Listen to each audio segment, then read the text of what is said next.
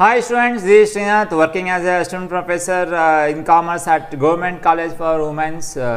Please subscribe my YouTube channel, that is Sri Commerce Classes, SHREE, Sri Commerce Classes. Please subscribe my YouTube channel and share to your friends also. Okay, in this session we are going to discuss solve some problems on PV ratio and contribution, and we also calculate on break even points in rupees and break even point in units, and we also calculate the desired sales when they are given desired profit, and we also calculate when desired profit when they are given desired sales. Once again, I request you to subscribe my YouTube channel and share to your friends who are studying in different colleges.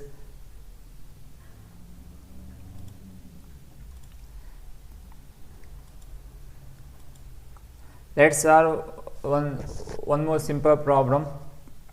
Problem is like that. They are given fixed cost rupees 8,000. They are given profit 2,000. Break even sales 40,000. So they ask to calculate the actual sales. Actual sales calculate ಮಾಡಕ್ಕೆ ಹೇಳಿದ್ದಾರೆ. Fixed cost ಕೊಟ್ಟಿದ್ದಾರೆ, profit ಕೊಟ್ಟಿದ್ದಾರೆ, break even sales ಕೊಟ್ಟಿದ್ದಾರೆ. Break even sales 40,000 ಕೊಟ್ಟಿದ್ದಾರೆ. See what you mean by break even sales? Normal sales ಗೂ break even sales ಗೂ ಏನು difference ಅಂತ. ಓಕೆ, ಫಸ್ಟ್ ನಾವು ಪಿ ವಿ ರೇಷಿಯೋ ಕಂಡುಹಿಡಿಯೋಣ.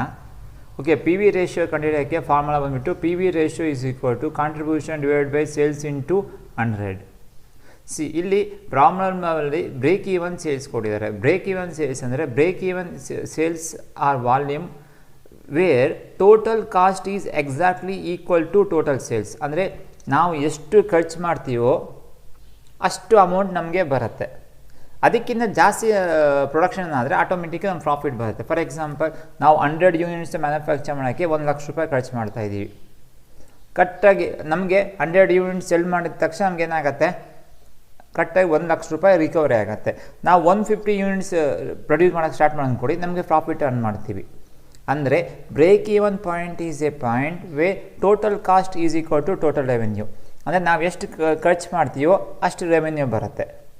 ಆ ಬ್ರೇಕ್ ಈವನ್ ಪಾಯಿಂಟ್ಗಿಂತ ಜಾಸ್ತಿ ನಾವು ಸೇಲ್ಸ್ ಆಯಿತು ಅಂದ್ಕೊಡಿ, ಅಲ್ಲಿಂದ ನಮಗೇನಾಗುತ್ತೆ, ಪ್ರಾಫಿಟ್ ಜನರೇಟ್ ಆಗುತ್ತೆ. ಅಂದರೆ ಬ್ರೇಕ್ ಈವನ್ ಸೇಲ್ಸ್ ಅಂದರೆ ನಾವು ಎಷ್ಟು ಖರ್ಚು ಮಾಡ್ತೀವೋ ಪ್ರೊಡಕ್ಷನ್ ಮಾಡೋಕ್ಕೆ ಆ ಖರ್ಚು ಕರೆಕ್ಟಾಗಿ ರಿಕವರಿ ಆಗುತ್ತೆ. ಅದಕ್ಕಿಂತ ಸೇಲ್ಸ್ ಜಾಸ್ತಿ ಆಯಿತು ಅಂದ್ಕೊಡಿ, we can earn the profit. ಅಂದರೆ break even point is a point where total cost equal to total revenue. ಅಂದರೆ ನಾವು ಎಷ್ಟು ಸೇಲ್ಸ್ ಮಾಡ್ತೀವಿ ಆ ಒಂದು ಪಾಯಿಂಟಲ್ಲಿ ನಮಗೆಲ್ಲ ಕಾಸ್ಟ್ ಏನಾಗುತ್ತೆ, ರಿಕವರಿ ಆಗುತ್ತೆ. ಆ ಪಾಯಿಂಟಿಗಿಂತ ಜಾಸ್ತಿ ಸೇಲ್ಸ್ ಆಗಿದೆ ಅಂದ್ಕೊಡಿ, we can earn profit. So ಈ ಪ್ರಾಬ್ಲಮ್ ಏನು ಕೊಟ್ಟಿದ್ದಾರೆ, ಬ್ರೇಕ್ ಈವನ್ ಸೇಲ್ಸ್ ಕೊಟ್ಟಿದ್ದಾರೆ. ಆ ಬ್ರೇಕ್ ಈವನ್ ಸೇಲ್ಸಲ್ಲಿ ಟೋಟಲ್ ಕಾಸ್ಟ್ ಟೋಟಲ್ ಸೇಲ್ಸ್ಗೆ ಈಕ್ವಲ್ ಆಗಿರುತ್ತೆ. ಅಂದರೆ ಇಲ್ಲಿ ಕೊಟ್ಟಿರೋದು ಒಂದೇ ಒಂದು ಕಾಸ್ಟ್. ಯಾವ ಕಾಸ್ಟ್ ಕೊಟ್ಟಿದ್ದಾರೆ, ಫಿಕ್ಸ್ಡ್ ಕಾಸ್ಟ್ ಕೊಟ್ಟಿದ್ದಾರೆ. ಸೊ ಕಾಂಟ್ರಿಬ್ಯೂಷನ್ ಅಂದರೆ ಪ್ರಾಫಿಟ್ ಅಂತ. ಸೊ ಎಷ್ಟು ನಮಗೆ ಕಾಸ್ಟ್ ಆಗುತ್ತೋ ಅಷ್ಟೇ ಪ್ರಾಫಿಟು ಇರುತ್ತೆ. ಸೊ ಈ ಪ್ರಾಬ್ಲಮಲ್ಲಿ ಕಾಸ್ಟ್ ಎಷ್ಟು ಕೊಟ್ಟಿದ್ದಾರೆ, ಫಿಕ್ಸ್ಡ್ ಕಾಸ್ಟ್ 8,000 ಕೊಟ್ಟಿದ್ದಾರೆ. ಅಂದರೆ 8,000 ರೂಪಾಯಿ ಕಾಸ್ಟ್ ಆದರೆ ನಮ್ಮ ಪ್ರಾಫಿಟು ಎಷ್ಟಿರುತ್ತೆ, 8,000 ರೂಪಾಯಿ ಇರುತ್ತೆ. ಅಂದರೆ ಈ ಬ್ರೇಕ್ ಇವನ್ ಸೇಲ್ಸಲ್ಲಿ ಕಾಸ್ಟ್ ಎಷ್ಟಿರುತ್ತೋ ರೆವೆನ್ಯೂನು ಅಷ್ಟೇ ಇರುತ್ತೆ. ಅಂದರೆ ಕಾಸ್ಟ್ ಎಷ್ಟಿದೆ, 8,000 ಇದೆ ಫಿಕ್ಸ್ಡ್ ಕಾಸ್ಟು, ರೆವೆನ್ಯೂನು ಅಷ್ಟೇ ಇರುತ್ತೆ ಅಂತ ಅಸ್ಯೂಮ್ ಮಾಡ್ಕೊಂಡು ಹೋಗ್ಬೇಕು. ಅಂದರೆ ಫಿಕ್ಸ್ಡ್ ಕಾಸ್ಟ್ ಎಷ್ಟಿರುತ್ತೋ ಕಾಂಟ್ರಿಬ್ಯೂಷನ್ನು ಅಷ್ಟೇ ಇರುತ್ತೆ. So total contribution is 8,000, sales is 40,000. So into 100 ಮಾಡಿ ನಮಗೆ ಪಿ ವಿ ರೇಷಿಯೋ ಎಷ್ಟು ಸಿಗುತ್ತೆ, 20% ಸಿಗುತ್ತೆ. ಸೊ ಈ ಪ್ರಾಬ್ಲಮ್ ನಾವೇನು ಅಸ್ಯೂಮ್ ಮಾಡ್ಕೊಬೇಕಂದ್ರೆ ಬ್ರೇಕ್ ಈವನ್ ಸೇಲ್ಸ್ ಕೊಟ್ಟಿದ್ದಾರೆ. ಬ್ರೇಕ್ ಈವನ್ ಪಾಯಿಂಟಲ್ಲಿ total cost is equal to total revenue. Total cost ಅಂದರೆ ಈ ಪ್ರಾಬ್ಲಮ್ ಕಾಸ್ಟ್ ಒಂದೇ ಕೊಟ್ಟಿದ್ದಾರೆ, ಫಿಕ್ಸ್ಡ್ ಕಾಸ್ಟು. ಸೊ ಆ ಫಿಕ್ಸ್ಡ್ ಕಾಸ್ಟ್ ಎಷ್ಟಿರುತ್ತೋ ಅಷ್ಟೇ ರೆವೆನ್ಯೂನೂ ಇರುತ್ತೆ. ಸೊ ಫಿಕ್ಸ್ಡ್ ಕಾಸ್ಟ್ 8,000 ಇದ್ದರೆ ನಮ್ಗೆ ಬರ್ತಾ ಇರೋವಂಥ ರೆವೆನ್ಯೂ ಪ್ರಾಫಿಟ್ಟು 8,000 ಈಕ್ವಲ್ ಆಗಿರುತ್ತೆ ಅಂತ. ಸೊ ನಾವೇನು ಕಂಡುಹಿಡಿದು, ಓಕೆ, ಪಿ ವಿ ರೇಷಿಯೋ ಕಂಡುಹಿಡಿದು. ಸೊ ಇವಾಗ ಏನು ಕಂಡುಹಿಡಿಯೋಣ, ಡಿಸೈರ್ಡ್ ಸೇಲ್ಸ್ ಕಂಡುಹಿಡಿಯೋಣ. ಸೊ ಅಂದರೆ ಡಿಸೈರ್ಡ್ ಸೇಲ್ಸ್ ಕಂಡುಹಿಡಿಯೋಕ್ಕೆ ಫಾರ್ಮುಲಾ ಬಂದುಬಿಟ್ಟು fixed cost plus desired profit divided by P V ratio. So ಪ್ರಾಬ್ಲಮಲ್ಲಿ ಸಮ್ಟೈಮ್ಸ್ ಏನು ಕೇಳ್ತಾರೆ, ಡಿಸೈರ್ ಸೇಲ್ಸ್ ಕೊಟ್ಟಿರ್ತಾರೆ, ನಾವು ಡಿಸೈರ್ ಪ್ರಾಫಿಟ್ ಕಂಡುಹಿಡಬೇಕು. ಇಲ್ಲ ಪ್ರಾಬ್ಲಮಲ್ಲಿ ಡಿಸೈರ್ ಪ್ರಾಫಿಟ್ ಕೊಟ್ಟಿರ್ತಾರೆ, ನಾವು ಡಿಸೈರ್ ಸೇಲ್ಸ್ ಕಂಡುಹಿಡಬೇಕು. ಈ ಪ್ರಾಬ್ಲಮಲ್ಲಿ ಅವರು ಪ್ರಾಫಿಟ್ ಕೊಟ್ಟಿದ್ದಾರೆ, ನಾವೇನು ಕಂಡುಹಿಡಬೇಕು, ಸೇಲ್ಸ್ ಕಂಡುಹಿಡಬೇಕು. So desire sales is equal to fixed cost plus desire profit divide by P V ratio. Fixed cost 8000 ಇದೆ. Okay, desire profit 2000 divided by 20% PV ratio. Okay, fixed cost 8000, desired profit ಅವರೇ ಕೊಟ್ಟಿದ್ದಾರೆ problem 2000, PV ratio ನಾವು ಕಂಡುಹಿಡಿದೀವಿ 20%. So substitute ಮಾಡ್ಕೊಳ್ಳೋಣ. 2000 plus 2000 plus 8000 10,000. Okay, ಇಲ್ಲಿ percentage ಹೋಗ್ಬೇಕಾದ್ರೆ ನಾವೇನು ಮಾಡ್ತೀವಿ, divided by 100 ಮಾಡ್ತೀವಿ. ಡಿವೈಡೆಡ್ ಬೈ 100 ಮಾಡಿದ್ರೆ 0.20 ಬರುತ್ತೆ.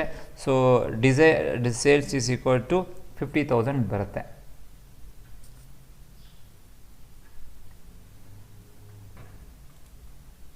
ಸೊ ನೆಕ್ಸ್ಟ್ ಪ್ರಾಬ್ಲಮ್ ಸಾಲ್ವ್ ಮಾಡೋಣ.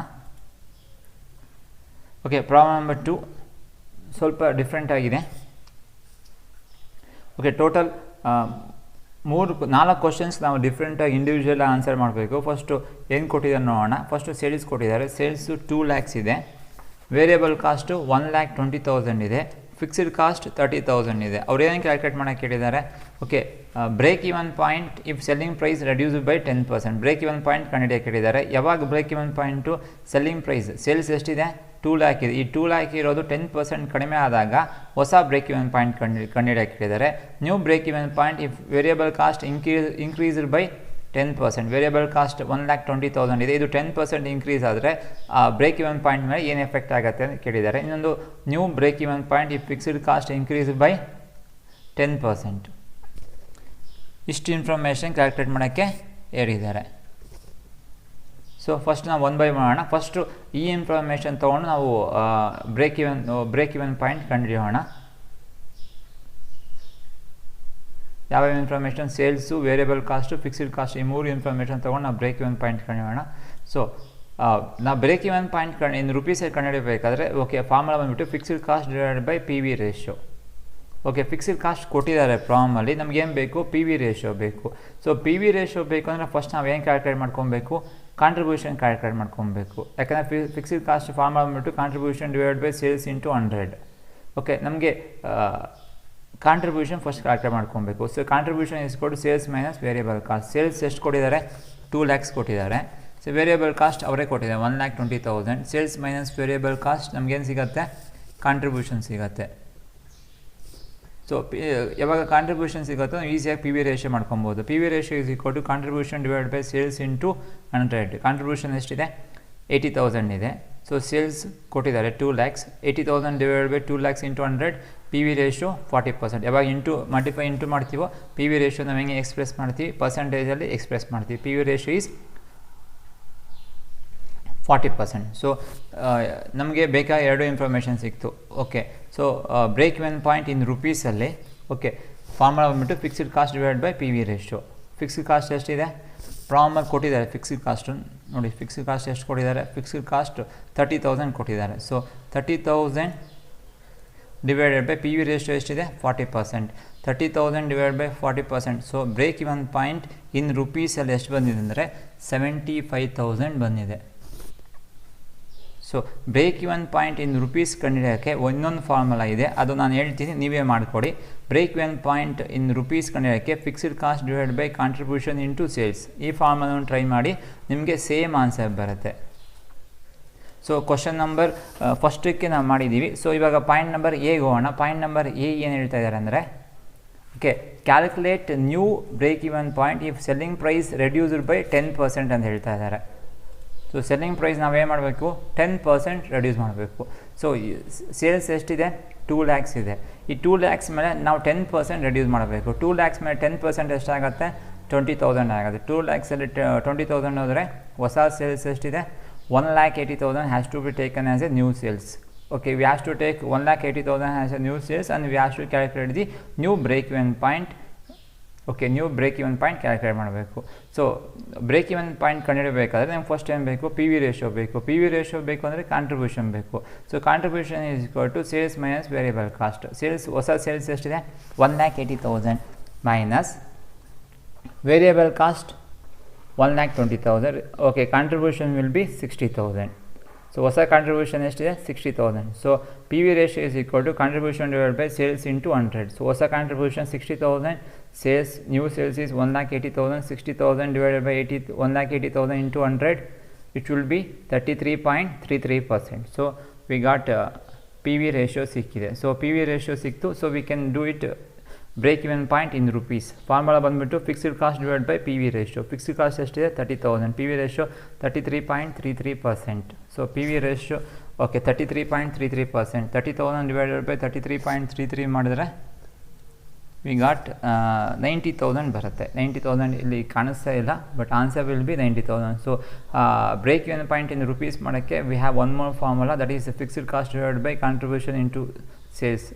ಫಿಕ್ಸ್ಡ್ ಕಾಸ್ಟ್ 30,000 ಇದೆ, ಕಾಂಟ್ರಿಬ್ಯೂಷನ್ 60,000 ಇದೆ, ಸೇಲ್ಸ್ 1,80,000 ಇದೆ. Answer will be 80,000. Answer same ಬರುತ್ತೆ. ನೀವು ಒಂದು ಟ್ರೈ ಮಾಡಿ.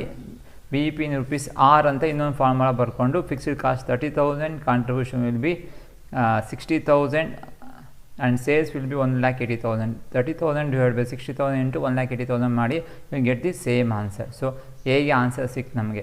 ಇವಾಗ ಸೇಲ್ಸು 10% ರೆಡ್ಯೂಸ್ ಆದಾಗ ಹೊಸ new B E P will be 90,000. So second ಹೋಗೋಣ. ಬಿ ಕ್ವಶನ್ ಏನು ಕೇಳಿದ್ದಾರೆ ಅಂದರೆ, ಓಕೆ ಅವರು ವೇರಿಯಬಲ್ ಕಾಸ್ಟ್ನ 10% ಇನ್ಕ್ರೀಸ್ ಮಾಡೋಕ್ಕೆ ಹೇಳಿದ್ದಾರೆ. ವೇರಿಯಬಲ್ ಕಾಸ್ಟ್ ಎಷ್ಟಿದೆ? 1,20,000 ಇದೆ. ಸೊ ಅದನ್ನು 10%, 1,20,000 10% ಎಷ್ಟಾಗುತ್ತೆ? 12,000 ಆಗುತ್ತೆ. So we and 1,20,000 into 12,000, it should be, actually ಇಲ್ಲಿ ಮಿಸ್ಟೇಕ್ ಆಗಿದೆ, 20,000 ಅಲ್ಲ, ಇದು 12,000. ಇದು 1,20,000 plus 12,000 will be 1,32,000. So as usual first ನಾವೇನು ಕ್ಯಾಲ್ಕುಲೇಟ್ ಮಾಡ್ಕೊಬೇಕು? ನಾವು ಕಾಂಟ್ರಿಬ್ಯೂಷನ್ ಕ್ಯಾಲ್ಕುಲೇಟ್ ಮಾಡ್ಕೊಬೇಕು. So sales will be 2 lakhs, ಅದು ಸೇಮ್ ಇರುತ್ತೆ. ಸೊ ಮತ್ತು ಇದು ಮಾತ್ರ ಚೇಂಜ್ ಆಗುತ್ತೆ. ವೇರಿಯಬಲ್ ಕಾಸ್ಟ್ ಎಷ್ಟು ತೊಗೊಬೇಕು ಇವಾಗ? 1,20,000 ಜಾಗದಲ್ಲಿ ನಾವು 1,32,000 ತೊಗೊತೀವಿ.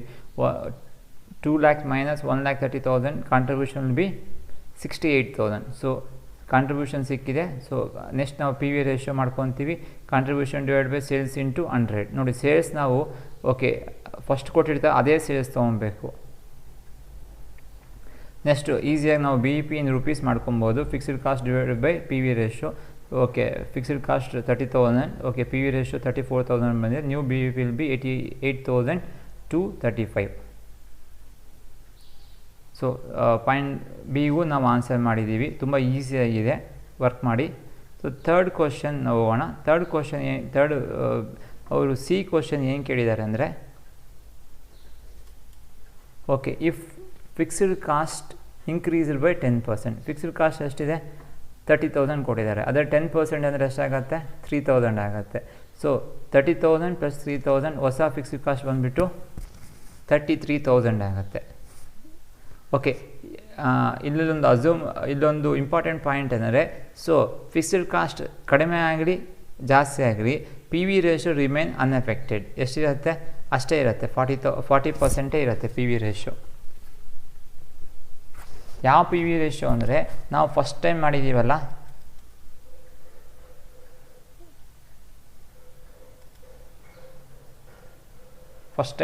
P V ratio by keeping this information. ಈ ಇನ್ಫಾರ್ಮೇಷನ್ ತೊಗೊಂಡು ನಾವು ಮಾಡಿದ್ದೀವಲ್ಲ, ಇಲ್ಲಿ ಬಂದಿದೆಯಲ್ಲ ಓಕೆ ಈ ರೇಷಿಯೋ, ಆ ರೇಷಿಯೋ ಸೇಮ್ ಎಷ್ಟು ಬಂದಿರುತ್ತೆ ಪಿ ವಿ ರೇಷಿಯೋ ಅಷ್ಟೇ ಇರುತ್ತೆ. ಇಲ್ಲೇನು ಹೇಳ್ತಿದ್ದಾರೆ ಅವರು? ಫಿಕ್ಸ್ಡ್ ಕಾಸ್ಟ್ನ 10% ಜಾಸ್ತಿ ಮಾಡಿ ಅಂತ ಹೇಳ್ತಾರೆ. ಓಕೆ, ಫಿಕ್ಸ್ಡ್ ಕಾಸ್ಟ್ನ ನಾವು 10% ಜಾಸ್ತಿ ಮಾಡಿದ್ರೆ ಇದು 33,000 ಬರುತ್ತೆ. ಓಕೆ, ಫಿಕ್ಸ್ಡ್ ಕಾಸ್ಟ್ ಕಡಿಮೆ ಆಗಲಿ ಇಲ್ಲ ಜಾಸ್ತಿ ಆಗಲಿ P V ratio remain same ಇರುತ್ತೆ. ಬೇಕಾದ್ರೆ ನೀವು ಪಿ ವಿ ರೇಷಿಯೋ ಬೇಕಾದ್ರೆ ಸಪ್ರೇಟಾಗಿ ಕ್ಯಾಲ್ಕುಲೇಟ್ ಮಾಡಿ, ನಿಮಗೆ 40% ಪಿ ವಿ ರೇಷಿಯೋ ಬರುತ್ತೆ. ಓಕೆ, ಈ ಇನ್ಫಾರ್ಮೇಷನ್ ತೊಗೊಂಡು ನಾವು ಫಿಕ್ಸ್ಡ್ ಕಾಸ್ಟ್ ಎಷ್ಟು ಜಾಸ್ತಿ ಮಾಡಬೇಕಿಲ್ಲ 10% ಜಾಸ್ತಿ ಮಾಡಿದ್ರೆ ಓಕೆ ಪಿ ವಿ ರೇಷಿಯೋ 40% ಬರುತ್ತೆ. ಬೇಕಾದ್ರೆ ನೀವು ಮಾಡಿ ನೋಡಿ, ಆಯಿತಾ? ಈ ಇನ್ಫಾರ್ಮೇಷನ್ ತೊಗೊಂಡು ಪ್ಲಸ್ 33,000 ಹಾಕ್ಕೊಡಿ. ಯಾಕಂದರೆ ನಾವು 10% ಜಾಸ್ತಿ ಮಾಡಬೇಕು. ಮಾಡಿಕೊಂಡ್ರೆ ನಮಗೆ ಪಿ ವಿ ರೇಷಿಯೋ ಎಷ್ಟು ಬರುತ್ತೆ? ನಮಗೆ ಪಿ ವಿ ರೇಷಿಯೋ 40% ಬರುತ್ತೆ. ಈ 40% ತೊಗೊಂಡು ನಾವು ಹೊಸ ಬಿ ಇ ಪಿ ಕ್ಯಾಲ್ಕುಲೇಟ್ ಮಾಡಬೇಕು ಇನ್ ರುಪೀಸಲ್ಲಿ. Okay, fixed cost divide by P V ratio. Fixed cost ಎಷ್ಟು ಬರುತ್ತೆ? ಹೊಸ ಫಿಕ್ಸ್ಡ್ ಕಾಸ್ಟು 33,000 ಇದೆ. P V ratio 40%. Answer will be 82,500. Answer ಎಷ್ಟು ಬರುತ್ತೆ? 82,500. ನೀವು ಬೇಕಾದರೆ ಇಲ್ಲಿ ಪಿ ವಿ ರೇಷಿಯೋ ನೀವು ಮಾಡ್ಕೊಬೋದು. ಈ ಇನ್ಫಾರ್ಮೇಷನ್ ತೊಗೊಂಡು ಸೇಲ್ಸು ಮತ್ತು ವೇರಿಯಬಲ್ ಕಾಸ್ಟು ಮತ್ತು ಹೊಸ ಫಿಕ್ಸ್ಡ್ ಕಾಸ್ಟ್ 33 ತೊಗೊಂಡು, ಯಾಕಂದರೆ ಮತ್ತೆ ನಾವು ಪಿ ವಿ ರೇಷಿಯೋ ಮಾಡೋ ಅವಶ್ಯಕತೆ, ಯಾಕಂದರೆ